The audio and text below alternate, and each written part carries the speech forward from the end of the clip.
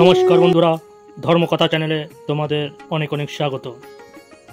আজকের যে বিষয়টি নিয়ে আলোচনা করব, সূর্যদেবকে কিভাবে জলদান করবেন এবং বেশ কিছু নিয়ম আপনাদের সামনে তুলে ধরব।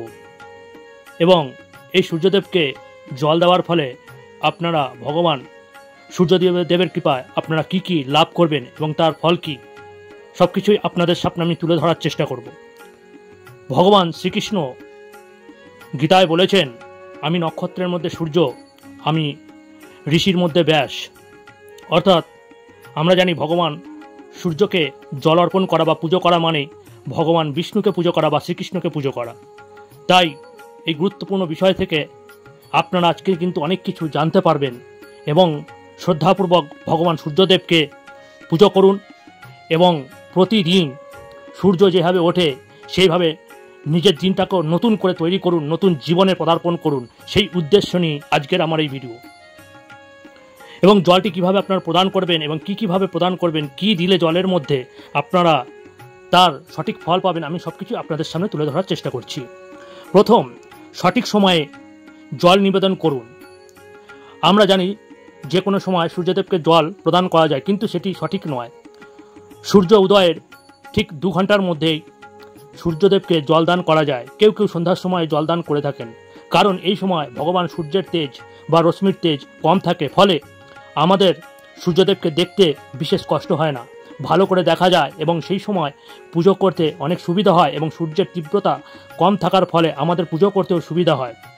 সেই কারণে চেষ্টা করুন সূর্য ওঠার 2 ঘন্টার মধ্যেই যাতে ভগবান সূর্যদেবকে এই জল অর্পণ করা যায়, সেটি আপনারা খেয়াল রাখবেন। অনেকে বলে বেলাতে ভগবান সূর্যদেবকে জলদান করলে ক্ষতি হয়। তা ক্ষতিটা কি? ক্ষতিটা হলো, আমরা জানি যে বিশেষ করে বেলায় উঠলে আমাদের স্বাস্থ্যের ক্ষতি হয়, সঙ্গে স্মৃতিশক্তিও লোপ পায় এবং প্রতিভা নষ্ট হয়। তাই চেষ্টা করবেন সকাল সকাল উঠে ভগবান সূর্যদেবকে জলদান করার। দ্বিতীয় হলো, সূর্যদেবকে দেখা না গেলেও জল দেবেন। অনেক সময় কি হয়, মেঘের কারণে, বর্ষার সময় মেঘের কারণে বা শীতের সময় কুয়াশার কারণে আমরা ভগবান সূর্যদেবকে দেখতে পাই না। তাই দেখতে পাই বা না পাই, আমরা পূর্ব দিকে মুখ করে ভগবান সূর্যদেবকে কিন্তু সঠিক সময়ে জলটি আমাদের দেওয়া কর্তব্য। তাই আমরা চেষ্টা করব সূর্যদেবকে প্রতিদিনই আমরা জল দেব। 3 নাম্বার, স্নান করেই আমাদের জল দেওয়া উচিত। প্রতিদিন স্নান করেই জল দেবেন, কারণ কথায় আছে, পরিষ্কারেই আসে পবিত্রতা, আর পবিত্রতাতেই আসে ভক্তি, আর ভক্তিতেই আসে ভগবান। তাই চেষ্টা করুন পবিত্র হয়ে জলদান করা। নাম্বার 4, কোন পাত্রে জল অর্পণ করবেন। আমরা অনেক সময় ঘরের যে কোনো পাত্রে জল অর্পণ করি, যথা কেউ স্টিল, অ্যালুমিনিয়াম, যা কিন্তু একদমই ঠিক নয়। সর্বদা চেষ্টা করুন তামার পাত্রে জল অর্পণ করুন, কারণ তামার পাত্রই হলো আমাদের সূর্যদেবের প্রিয় ধাতু। তাই তামার পাত্রেই জল অর্পণ করবেন। এবারে আসি নাম্বার 5, সূর্যের জলে কি কি মেশালে আপনারা বহুগুণ ফল পাবেন। চেষ্টা করবেন জল সবসময় যেন বিশুদ্ধ জল হয়, শুদ্ধ জল হয়। বাসি জল ব্যবহার করবেন না। আর জলের মধ্যে কিছু জিনিস বলছি, এইগুলো মেশাবেন, যেমন কুমকুম বা লাল চন্দন, লাল ফুল, একটু গঙ্গা জল বা আতপ চাল জলের মধ্যে দিয়ে সেই জল অর্পণ করুন। এতে জলের গুরুত্ব অনেক বেড়ে যায়, তাতে সূর্যদেব অতি প্রসন্ন হয় এবং সম্পূর্ণ ফল পাবেন। এবারে আসি 6, জলের ধারার ওপর দৃষ্টি কেন্দ্র করুন। এই জল অর্পণ করার সময় আপনার চোখের কেন্দ্রবিন্দু যেন ওই জলের ধারার উপর থাকে, কারণ ওই পাত্র থেকে ঝরে পড়া জলের দৃষ্টি থাকলে আপনার মনের ইচ্ছা সবার আগে সূর্যদেবের কাছে পৌঁছায় এবং আপনার মনস্কামনা পূর্ণ হয়। এবারে আসি নাম্বার 7, সূর্য মন্ত্র জপ করুন। মন্ত্র আমরা জানি যে ভগবান সূর্যদেবের মন্ত্র, ওম জবা কুসুম শঙ্কাশং কাশ্যপ্যম মহাদ্যুতিম ধন্ত্যারিং সর্বাপাপঘ্ন প্রণতস্মিন দিবাকরম ঘৃণী সূর্য আদিত্যায় নারায়ণ নমঃ, এই বলে 3 বার জলদান করুন এবং একটি ধূপকাঠি নিয়ে সূর্যদেবকে আরতি করতে করতে ভগবান সূর্যের 12টি নাম জপ করতে পারেন, যা অতি শুভ। যেমন ওম সূর্যায় নমঃ, ওম ভাস্করায় নমঃ, ওম খগায় নমঃ, ওম রবে নমঃ, ওম মিত্রায় নমঃ, ওম ভানবে নমঃ, ওম পুষ্ণে নমঃ, ওম মরিচায় নমঃ, ওম ঘৃণী সূর্য আদিত্যায় নমঃ, ওম সবিত্রে নারায়ণ নমঃ, ওম অর্কায় নমঃ, ওম হিরণ্যগর্ভায় নমঃ এই সমস্ত নাম নিয়ে পূজা করুন। এতে আপনার অর্পিত জল সূর্যদেব অবশ্যই গ্রহণ করবেন এবং কৃপালাভ পাবেন।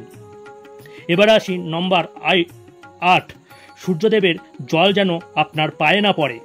অনেকে সূর্যদেব জল দেওয়ার সময় ফাঁকা জায়গায় জল দেন, তাতে জল ছিটকে এসে আমাদের পায়ে পড়ে, যা অতি অমঙ্গল। তাহলে কি করবেন? বাড়ির ঈশান কোণে বা পূর্ব দিকে একটি তুলসী গাছ লাগান, তাতে মঞ্চ তৈরি করুন। আর আমরা জানি মঞ্চ একটু উঁচু থাকে, যার কারণে ওই জল দিলে ছিটকে আসার সম্ভাবনা থাকে না, পায়ে পড়ারও সম্ভাবনা থাকে না। তাছাড়া এটি করলে আপনারা একসঙ্গে দুটি কাজ একসাথে হবে। এক, এতে তুলসী মায়ের পূজা হবে এবং ভগবান সূর্যেরও পূজা হয়ে যাবে।